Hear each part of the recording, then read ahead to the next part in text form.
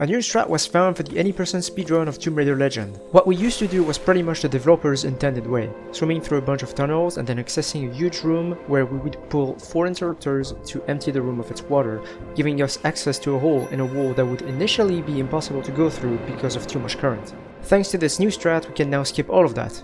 First, we're going to perform a left roll up that cliff, which is going to zip us up, then back down, except now we're out of bounds. We can now swan dive towards the water while staying out of bounds because the water extends way further than you would think.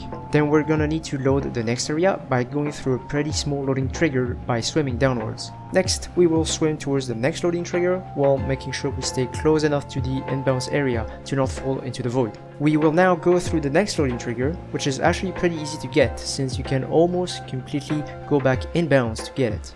After swimming down and down again, we're going to go through one last loading trigger with that checkpoint confirming that we actually got it. The whole point of this is that we can now swim underneath the main room and swim around the wall with the hole in it. But because the water current still affects us even if we're underneath it, we need to make sure we go around it and at a pretty precise angle to make sure we actually trigger the checkpoint behind the wall.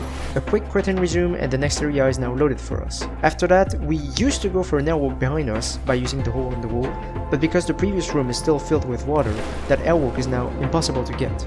Instead, we're going to continue forward, roll up that slope, then perform a slope cancel by switching weapons, rappelling, then jumping, giving us an airwalk on that ledge.